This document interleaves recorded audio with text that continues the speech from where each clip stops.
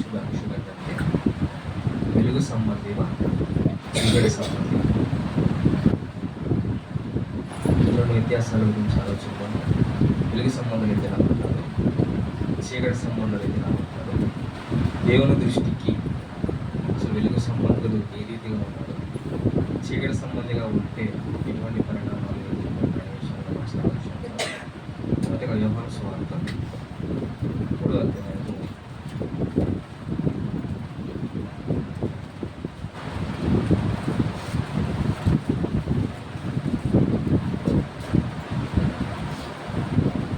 17వ వచనం చదువుకుందాం.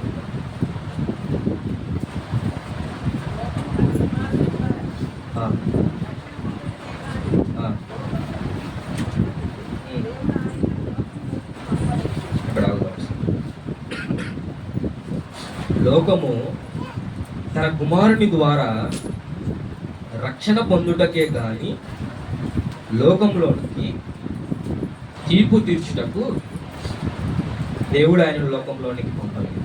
ఎందుకు పంపాడు? తన ద్వితీయ కుమారుడిని తండ్రి అయిన దేవుడు తన కుమారుని ఎందుకు పంపించాడంటే రక్షణ పొందుటకు మాత్రమే భూమికి పంపించాడు. మరి దేనికి పంపించలేదు? తీర్పు తీర్చడానికి పంపించలేదు. చదువు.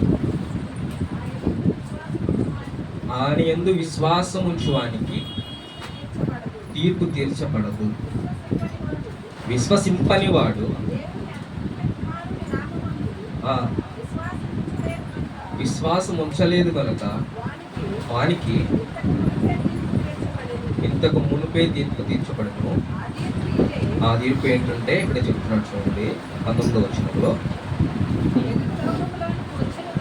వెలుగు లోకములోనికి వచ్చెను కానీ తమ క్రియలు చెడ్డవైనందున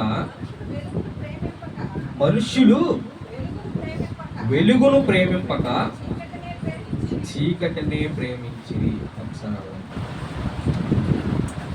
వెలుగు లోకములకు వచ్చినంట. భూమి మీదకి 2000 సంవత్సరాల క్రితం ఒక వెలుగు వచ్చింది. ఏంటా వెలుగు? ఏంటా వెలుగైనండి? ప్రభువైన యేసుక్రీస్తు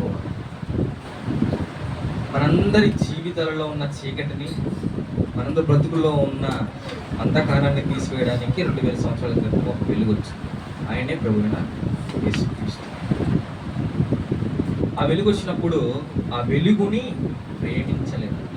ఆదికాండంలోనే నరుడు వారి క్రియల చొప్పున చెడ్డవారైపోయారు, వారు పాడైపోయారు. ఎందుకు ప్రేమిస్తారు? అందుకే అంటున్నాడు కదా, లోకమునైనను లోకములో ఉన్న వాటినైనను ప్రేమింపకుడి. ఏమంటున్నాడు? లోకంలోనికి వచ్చింది కానీ తమ క్రియలు చెడ్డవైనందున మనుషులు వెలుగును ప్రేమించట్లేదు. ఎందుకంటే వాళ్ళు లోకంలో ఉన్నారు. లోకంలో ఉంటే చీకట్లో ఉన్నట్టే. మరి చీకట్లో ఉంటే లోకంలోనైనను లోకంలో ఉన్న వాటినైనను ప్రేమింపకూడదు. ఎందుకంటే లోకంలో శరీరాశ, నేత్రాశ, జీవబుడము ఇవన్నీ ఎక్కడ ఉన్నాయి? లోకంలో ఉన్నాయి, అంటే చీకటిలో ఉన్నాయి. అందుకే అంటున్నాడు, చీకటిలో నుండి మిమ్మల్ని వెలుగులోనికి తీసుకురావాలని ఆయన ఇచ్చాడు. కానీ నేను వెలుగును ప్రేమించను, నేను వెలుగును దగ్గరికి తీసుకోను అని అనుకున్నాం. ఎవరు నష్టపోతారంటే మనమే నష్టపోతాం. మన జీవితాల్లో వెలుగు తీసుకురావాలని ఆయన 2000 సంవత్సరాల భూమి మీదకి వస్తే ఆయన ప్రేమించట్లేదు, ఆయన అంగీకరించట్లేదు, ఆయన సొంత రక్షకుడిగా స్వీకరించట్లేదు. దానికి గల కారణం ఏంటి? ఇంకా చీకటిలో ఉన్న ఆశలు, చీకటిలో ఉన్న క్రియలు, నిర్జీవ క్రియలు మనలో ఇంకా ఉన్నాయి. అంటే నిర్జీవ క్రియలు, చీకటి క్రియలు దేవునికి ఇష్టమైనవా? కాదే. మరి ఎందుకు ఆ చీకటి క్రియలు ఇంకా ఇష్టపడుతున్నావు? వెలుగులోనికి రావాలని ఎందుకు కోరుకోవట్లేదు? వెలుగు నీ కోసం వచ్చినప్పుడు ఎందుకు వెలుగుకి వెళ్ళట్లేదు? గతంలో చూడండి, చీకటిగా ఉందనుకోండి, ఒకసారిగా ఒక వెలుగు వచ్చింది అనుకోండి, కరెంటో లేకపోతే చాలాసేపు నుంచి కరెంట్ లేకపోతే తర్వాత ఒకసారి కరెంట్ రాగలే, అమ్మయ్యా అంత ప్రశాంతంగా ఉంటుంది. అంత ప్రశాంతంగా. ఎందుకంటే అప్పటి వరకు చీకట్లో మగ్గిపోతూ మగ్గిపోతూ ఒక్కసారి వెలుగు రంగాలనే మనసు ప్రశాంతంగా ఉంటుంది. అమ్మయ్య అనిపించింది. ఒక గంట పాటు కరెంట్ పోతేనే చీకట్లో ఉండలేకపోతాం. మరి బ్రతుకు ఇచ్చిన దేవుడు జీవితకాలం అంతా నువ్వు చీకట్లో మగ్గిపోతాను అనుకుంటే దేవుడు ఇష్టపడతాడు? ఖచ్చితంగా ఇష్టపడతాడు. అందుకే అంటున్నాడు, లోకంలోకి వచ్చిన కానీ తమ క్రియలు చెడ్డమైనందున మనుషులు వెలుగును ప్రేమింపక చీకటినే ప్రేమించి. 20వ వచనం,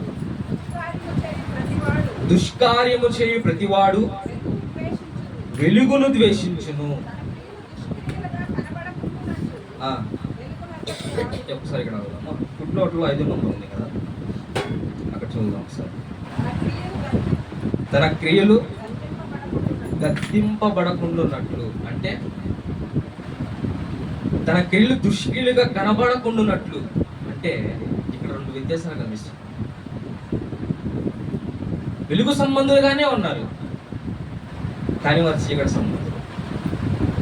పైకి వెలుగు వేషమే వేసుకున్నారు కానీ చీకటి సంబంధ క్రియల వల్ల ఉన్నాయి. అందుకే అంటున్నాడు, తన క్రియలు దుష్క్రియలుగా కనబడకుండాన్నట్లు చేస్తారు. వారు వేడి కనబరచరు, గద్దింపకుండాన్నట్లు. అవి వేటికి మన వెలుగు సంబంధం అనుకోండి, మనలో ఉన్న చీకటి క్రియలు ఏదన్నా పొరపాటును చేస్తున్నాం అనుకోండి, గద్దింపు వస్తుంది. కానీ గద్దింపకుండాన్నట్లు నువ్వు వాటిని దాచేస్తున్నావు అంటే నీలో ఏ క్రియలు ఉన్నాయి? చీకటి సంబంధమైన క్రియలు ఉన్నాయి కాబట్టి నువ్వు చీకటి సంబంధివే. నీ ఆలోచనలు చీకటిగా ఉన్నాయి కాబట్టి నువ్వు చీకటిలోనే ఉన్నావు. నీ క్రియలు నిర్జీవంగానే ఉన్నాయి కాబట్టి నీ ఆలోచనలు, నీ బ్రతుకు కూడా అలాగే. కానీ ఇంకొక వచనం చూద్దాం, 21వ వచనం. తన క్రియలు దుష్టులుగా కనబడకుండాన్నట్లు వెలుగునొద్దకు రాడంట. ఎందుకు? వెలుగునొద్దకు వస్తే ఏం తెలుస్తుంది? తనలో ఉన్న చీకటి బయటపడింది. ఇప్పుడు చీకటిగా ఉన్నప్పుడు ఒక లైట్ వచ్చినప్పుడు ఆ వ్యక్తి అక్కడ నిలబడ్డాడు అనుకోండి, ఆ షాడో కనబడింది, ఆ వెలుతురు బయటపడింది, అతనిలో ఉన్న బాహ్య రూపము కనబడింది. అలాగే అద్దం ముందుకు వెళ్ళినప్పుడు కూడా తనలో ఉన్న ఆ బాహ్య రూపము కనిపించింది. అలాగే 21వ వచనం, సత్యవర్తనుడైతే తన క్రియలు దేవుని మూలముగా చేయబడి ఉన్నవని ప్రత్యక్షపరచబడినట్లు వెలుగునొద్దకు వచ్చును. సత్యవర్తనుడైతే తన క్రియలు దేవుని మూలంగా పుట్టాయి.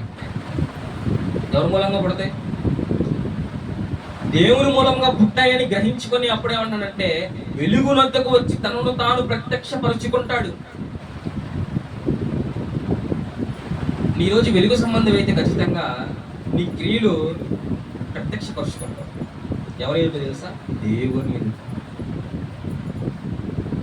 ఇంకా చీకటి కనిపించదు, ఎందుకంటే వెలుగు నీ ఎదుట కనబడుతుంది కాబట్టి. నీలో ఉన్న చీకటి అంతా వెళ్ళిపోయింది, నీలో నుండి వెలుగు ప్రకాశం.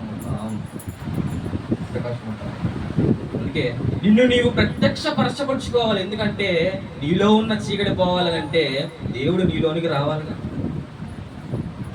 మొదటిగా అసలు దేవుడు నీలోనికి రాకుండా నువ్వేం చేస్తున్నావు అంటే నీ చీకటి క్రియల ద్వారా ఆయన ఇంకా వెనక్కి నెట్టేస్తున్నావు. నీ క్రియల ద్వారా ఇంకా దేవుడిని ఇంకా వెనక్కి నెట్టేస్తున్నావు. నేను ఇంకా చీకటి క్రియలోనే, జీవక్రియలోనే నేను జీవిస్తాను. వెలుగు సంబంధిగా నేను మారలేకపోతున్నాను. నేను మారుతాను. చీకటి క్రియలు నీలో ఉన్నప్పుడు వెలుగు సంబంధికి ఎలా మారుతావు? నేను నువ్వు ప్రత్యక్షపరుచుకోవాలంటే దేవునిలోనికి, వెలుగులోనికి రావాలి.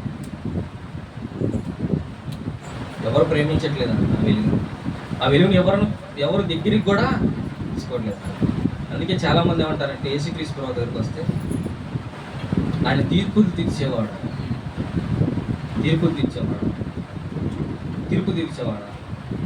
నిన్ను రక్షించడానికి భూమి మీదకి వచ్చాడు, నిన్ను స్వీకరించడానికి భూమి మీదకి వచ్చాడు, నీలో ఉన్న అంధకారాన్ని చీకటిని తీసివేయడానికి ఆయన వెలుగుగా భూమి మీదకి వచ్చాడు, తీర్పు తీర్చడానికి రాలేదు. చాలా మంది ఏమనుకుంటారంటే యేసుక్రీస్తు వారు భూమి మీద తీర్పు తీర్చడానికి వచ్చారు అంటే నీలో ఉన్న చీకటి పోవాలని అంటే వెలుగు నీలోనికి. అయితే ఈ వెలుగు సంబంధులు ఎలా ఉంటారు? వెలుగు సంబంధికి దేవునికి ఏ రీతిగా మనం ముందుకు కొనసాగాలంటే, అదే యోహాను సువార్త 12వ అధ్యాయము 46వ వచనం ఒకసారి చూద్దాం.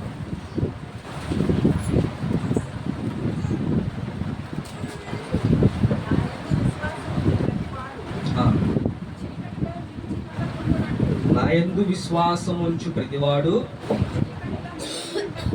చీకటిలో నిలిచి ఉండకున్నట్లు నేను ఈ లోకమునకు ఎలా వచ్చాడంట? వెలుగుగా వచ్చి ఉన్నాను. వెలుగుగా వచ్చాడు ఆయన. వెలుగుగా వచ్చాడంటే నీలో ఉన్న చీకటిని తీసివేయడానికి ఆయన వెలుగుగా వచ్చాడు. నీలో ఉన్న ఆ దరిద్రతను తీసేయడానికి ఆయన ధనవంతుడిగా వచ్చాడు. చీకటిలో నిలిచి ఉండకుండానట్లు, నీ చీకటిలో ఉండకుండా, నువ్వు చీకటిలో మగ్గిపోతున్నావు కదా, పాపంలో కూరుకుపోయావు కదా, అందుకే నువ్వు ఆ చీకటిలో ఉండకుండా ఉండాలంటే నేను వెలుగుగా రావాలి. అందుకైనా నేను ఈ లోకములకు వెలుగుగా వచ్చి, అవి వెలుగుగా వచ్చిన ఆయన్ని నీలోనికి ఆహ్వానిస్తున్నావా? నీ చీకటిలో నుండి వెలుగులోనికి రావాలని ఆశపడుతున్నావా? నీ క్రియలు, నా క్రియలు నీతి క్రియలు కాదు, నా క్రియలు చీకటి క్రియలు, నిత్యమైన క్రియలు అని చెప్పి దేవునికి వెలుగు అయినప్పుడు ఆ వెలుగును నువ్వు స్వీకరిస్తున్నావా? నీ గృహంలోనికి ఆహ్వానిస్తున్నావా? వెలుగు అంధకారంలోనే గుర్తించిపోతూ ఉన్నావా? ఇంకా మరొక విషయం చెప్పు. చీకటిలో ఉంటే అసలు ఏమవుతుంది? చీకటిలో ఉంటే ఏమవుతుందంటే అపొస్తలుల కార్యములు 26వ అధ్యాయం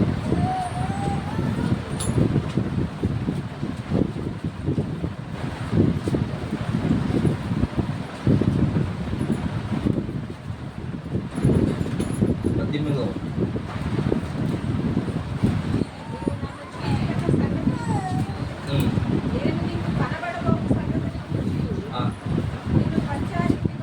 నిన్ను పరిచారకునిగాను కనబడి ఉన్నాను. నీవు లేచి నీ పాదములు మోపు నిలువుము.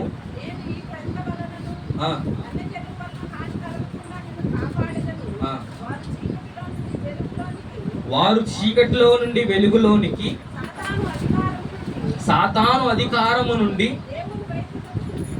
దేవుని వైపునకు తిరిగి.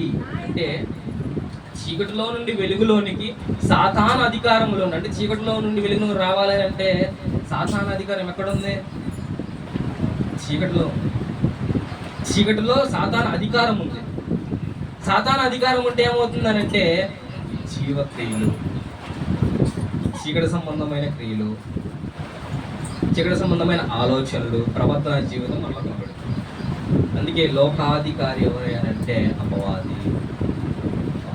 చీకటిలో నుండి వెలుగులోనికి, సాతాను అధికారము నుండి దేవుని వైపునకు తిరిగి నా యందు విశ్వాసము చేత పాప క్షమాపణను పరిశుద్ధపరచబడిన వారిలో స్వాస్యమును పొందినట్లు వారి కన్నులు తెరుచుటక నేను నిన్ను వారి యొద్దకు పంపినని చెప్పాను.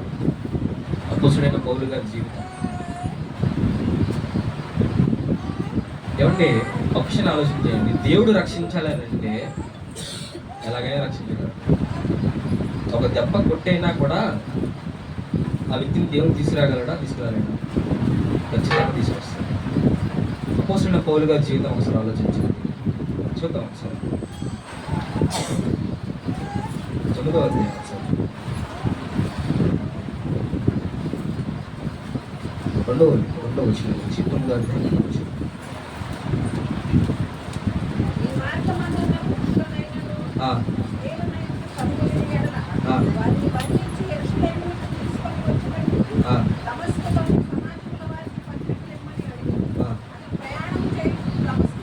అపోస్తలుడైన పౌలు గారు దమస్కు గుండా ప్రయాణం చేస్తారంట. ప్రయాణం చేస్తున్న క్రమంలో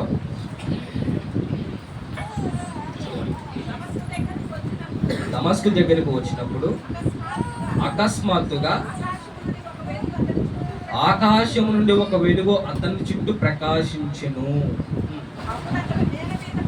అప్పుడు అతడు నేల మీద పడి, సౌలా, సౌలా, సౌలా సౌలా, నీవేళ నన్ను హింసించుచున్నావని ఆ, నాతో ఒక స్వరము పలుకుట వినెను. ఆ. ప్రభువా, ఎప్పుడైతే పౌలు గారి జీవితంలో ఆ రోజు ఆ దమస్కు గుండా వెళ్తున్నప్పుడు ఆ వెలుగు ఎప్పుడైతే ప్రకాశించిందో ఆయన జీవితం అక్కడి నుంచి స్టార్ట్ అయింది. చీకటి బ్రతుకుల్లో ఉన్న ఆయన చీకటి క్రియలు చేస్తూ, అంటే సంఘాన్ని హింసిస్తూ, గాయపరుస్తూ, హేళన చేస్తూ, అవమానపరుస్తూ, మాటలు చెప్పాలంటే సంఘాన్ని చంపేస్తున్నాడు. అటువంటి చీకటి సంబంధి ఏమయ్యాడనంటే దేవుని వెలుగుతో వెలుగు సంబంధిగా మారాడు. ఎలా మారాడు? వెలుగు సంబంధిగా మారాడు. అంటే దేవుడు తట్టితే ఎంత టౌన్ అయినా దేవుడు తీసుకురాగలడు. సాయం చేశాడు. 3 దినాలు చూపు లేదా, 3 రోజులు కళ్ళు కనపడలేదు. ఒకరోజు కరెంటు పోతేనే ఒక నైట్ పూట మనం చాలా ఇబ్బందిగా ఫీల్ అవుతాం. కానీ 3 దినాలు ఆయన కళ్ళు లేకుండా ఎలా జీవించాడు?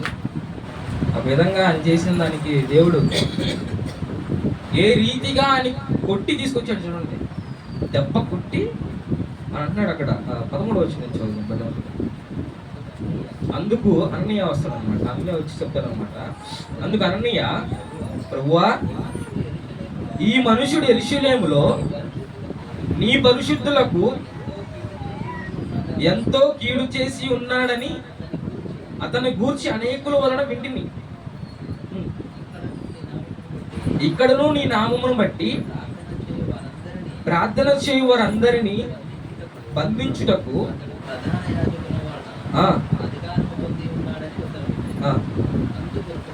అందుకు ప్రభువు, అప్పుడు దేవుడు అంటున్నాడు, నీవు వెళ్ళుము, అన్యజనుల ఎదుటను, రాజుల ఎదుటను, ఇశ్రాయేలీయుల ఎదుటను నా నామము భరించుటకు ఇతడు నేను ఏర్పరచుకొనిన సాధనమై ఉన్నాడు. చూడండి, ఒక చీకటి సంబంధి ఒక్కసారిగా వెలుగు సంబంధిగా మారాలంటే దేవుడు సాధనంగా ఏర్పరచుకున్నాడు. ఈరోజు నిన్ను నన్ను కూడా దేవుడు కూడా అలాగే ఏర్పరచుకున్నాడు. చీకటిలో ఉన్న నిన్ను వెలుగులోనికి తీసుకొచ్చి ఒక సాధనంగా ఏర్పరచుకోవాలని ఆయన తృష్ణ, ఆయన ఆలోచన. ఇక్కడ సందర్భం ఒకసారి ఆలోచిస్తే, నువ్వు వెలుగులోనికి వస్తున్నప్పుడు చాలా మంది అంటూ ఉంటారు, ప్రాథమిక వచ్చారనుకో, ఏమంటారంటే, అప్పుడే భక్తుడు అయిపోయావు, అప్పుడే బైబిల్ తీసుకొని బయలుదేరావే, పెద్ద భక్తి పరులాగా సండే వెళ్ళిపోతాం చర్చికి, ఒకడే పర్లోకి వెళ్ళిపోదాం అనుకుంటున్నాను అని చాలా మంది హేళన చేసే వాళ్ళు ఉంటారు, కంపల్సరీ ఉంటారు. ఇక్కడ కూడా వీడా ఇతనా అని అంటున్నాడు. ఈయన మనుషుని హింసించడానికి వచ్చాడాయా, ఈయన మనుషులు ఇదిగో ఇక్కడ ఉన్న వారందరినీ చంపడానికి వచ్చాడు, ఈయన నువ్వు కళ్ళు తీసుకురామంటున్నావేంటి? ఇన్ని గురించి కూడా ఒకరోజు సాక్ష్యం ఇచ్చుంటారు ఎవరో. ఇతనా, ఈ వ్యక్తి, వాడు వేస్ట్ అండి, ఆమె వేస్ట్ అండి, ఎందుకు పనికిరాదు. దేవుడు అటువంటి వారిని దేవుడు ఎన్నుకుంటాడు. దేవుని మహిమ కలుగుతాడు. దేవుడు చాలా మంది అనుకుంటా ఉంటారు, నేను చేతగాని వాడిని, నేను నిర్లక్ష్యంగా ఉంటారు చాలా మంది. కానీ దేవుడు ఎన్నుకునేది వారినే. దేవుడు దేవుడిని ఎవరైతే వ్యతిరేకిస్తారో, అసహించుకుంటారో, ద్వేషిస్తారో ఫస్ట్ వాడినే పట్టుకుంటాడు. ఈ రీతిగా సంఘాన్ని హింసిస్తున్న వ్యక్తిని దేవుడు పట్టుకోవాలా, శిక్షించి లాక్కొచ్చాడు. అక్కడ మాట్లాడుతున్న మాట, ఇతడు నేను ఏర్పరచుకున్న సాధనమై ఉన్నాడు. ఎంత బాగుందండి. దేవుడే మన గురించి స్టేట్మెంట్ ఇది, ఎంత బాగుంటుంది. నేను ఏర్పరచుకున్న సాధనం వీడు, నేను ఏర్పరచుకున్న సాధనం వీడు. సాక్షాత్తు దేవుడే పౌలు గారి జీవితంలో ఒక స్టేట్మెంట్ వస్తుంది. ఈరోజు మన జీవితాల్లో కూడా వెలుగు సంబంధిగా ఉండాలని కోరుకుంటే మనలో ఉన్న చీకటి సంబంధమైన క్రియలు విడిచిపెట్టి, నిశ్చీవ సంబంధమైన క్రియలు విడిచిపెట్టి దేవుళ్ళలోనికి ఆహ్వానించుకోవాలి. దేవుని మనలోకి ఆహ్వానించాలి. ఆహ్వానించిన తర్వాత ఏం చేయాలి? ఆహ్వానించిన తర్వాత ఏం చేయాలి? కొన్ని నేను రాస్తున్నాను.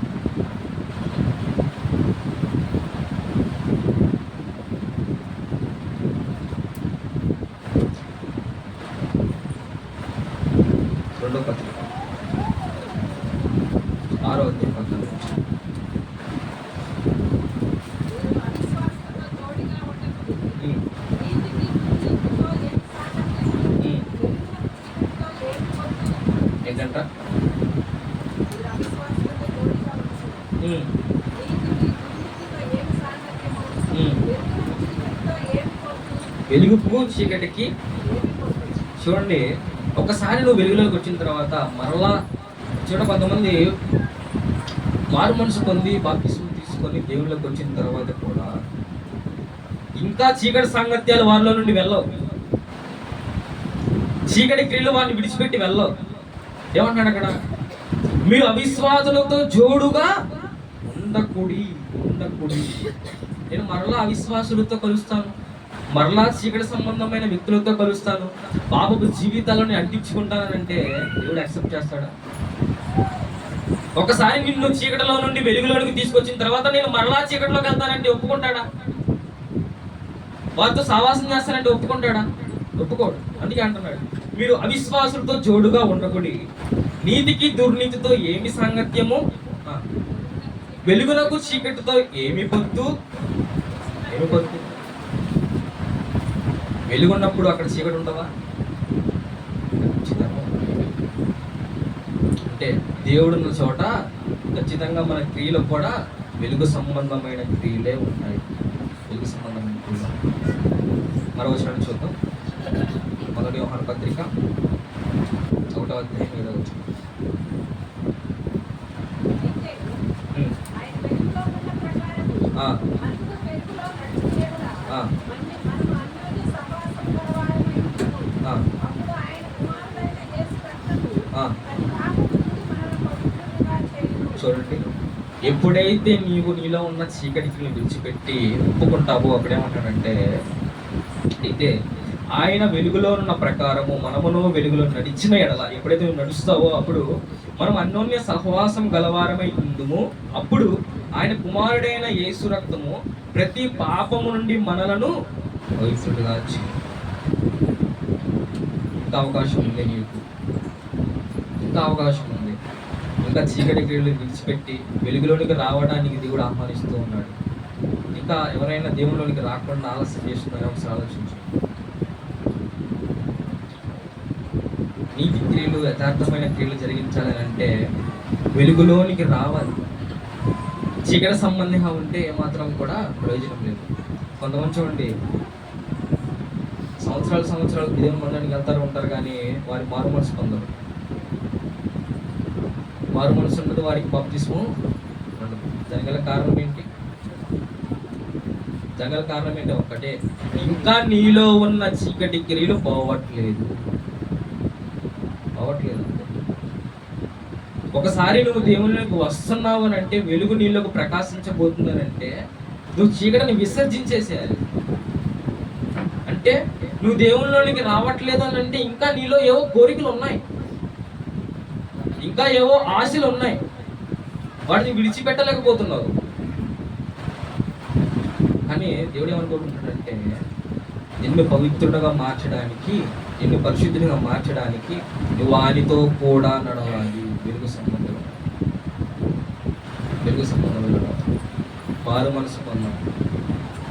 యేసుక్రీస్తు రక్తం ప్రతి పాపము నుండి పవిత్రుడుగా. కాబట్టి ఇలా ఒకసారి ఆలోచన చేయండి. దేవునిలోనికి, వెలుగులోనికి రావాలి అని అంటే మనలో ఉన్న చీకటి సంబంధమైన క్రియలు విడిచిపెట్టాలి. ఒకవేళ విడిచిపెడితే మరలా వాటితో సాంగత్యము చేయకూడదు.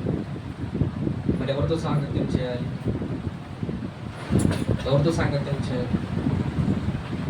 చూద్దాం. మరి ఎఫెసీ పత్రిక 5వ అధ్యాయం 10వ వచనం.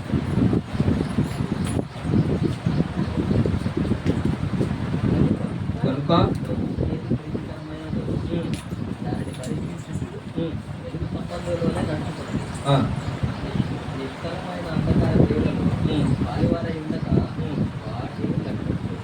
వాటిని ఖండించుడి. కింద చదువు.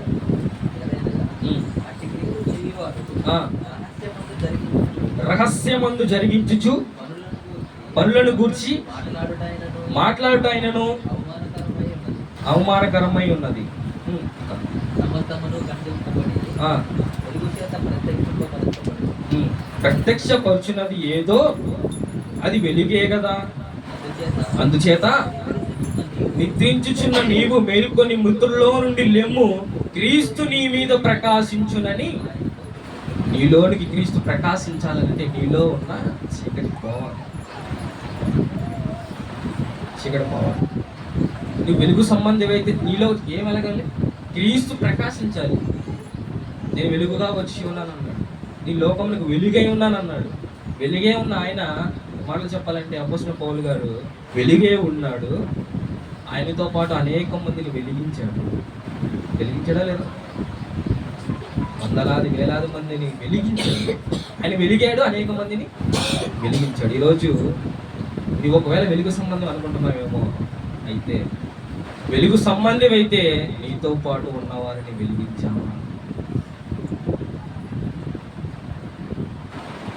చీకటిలో ఉన్నావా? అయితే వెలుగులోనికి రా. ఒకవేళ వెలుగులో ఉంటే అనేక మందిని వెలిగించావా? పౌలు గారు అదే చేశాడు. ఆయన వెలుగుతూ అనేక మందిని వెలిగించాడు. ఆయన భక్తి జీవితంలో చేసింది ఒకటే, ఆయన మీద సువార్త భారము ఉన్నది. ఆయన అంటాడు కింద వచనంలో, చదివిన దాంట్లో, బాప్తిస్మం తీసుకున్న వెంటనే సమాజ మందిరంలోకి వెళ్ళి సువార్త ప్రకటన చేస్తూనే ఉన్నాడు. ఇంకా కంటిన్యూ. ఎప్పుడైతే ఇంకా ఆయన దేవుడు దర్శించాడో, ఆయన మారుమనసు పొందాడు, ఏ రీతిగా ఆయన అయితే భక్తి జీవితంలోకి వచ్చేసాడుగా, ఆయన బాప్తిస్మం తీసుకున్నాడుగా, ఇంకా ఆయన పని ఏంటి? సువార్త ప్రకటన. వెంటనే సమాజ మందిరంలోకి వెళ్ళి సువార్త ప్రకటన చేస్తూ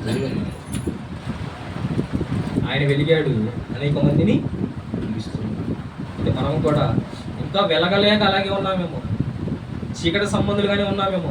అయితే వెలుగు సంబంధులుగా మారాలి.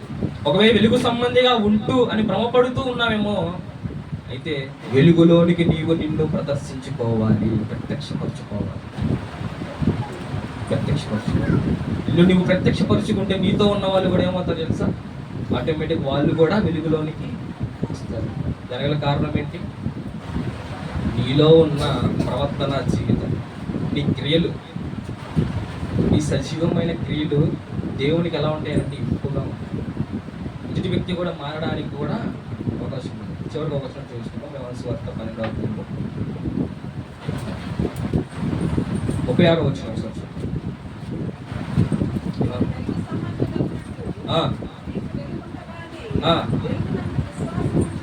వెలుగునందు విశ్వాసం ఉంచునని. ఒక మాట ఆలోచన చేయండి. వెలుగున్నప్పుడే వెలుగు తెలిసింది, డబ్బున్నప్పుడే డబ్బు విలువ తెలిసింది, ఆరోగ్యం ఉన్నప్పుడే ఆరోగ్యం విలువ తెలిసింది. ఆరోగ్యం పోయిన తర్వాత ఆరోగ్యం ఎంత కావాలో వచ్చిందా? మనిషి ఉన్నప్పుడే మనిషి విలువ కూడా తెలిసింది. ఇది కూడా వాస్తవం. మనిషి పోయిన తర్వాత అరే ఆ వ్యక్తి ఇలాంటి తర్వాత చెప్పుకుంటారు, ఉన్నప్పుడు పట్టించుకోరు.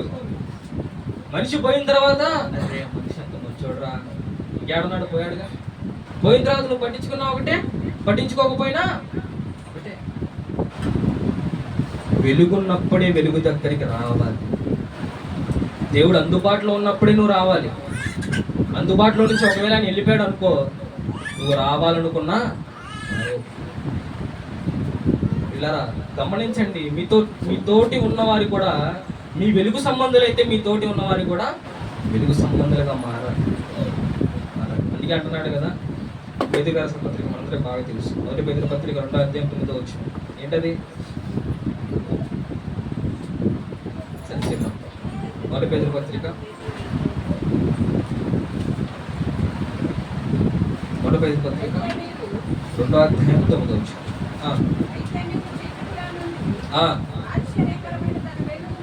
చీకటిలో నుండి ఆశ్చర్యకరమైన తన వెలుగులోనికి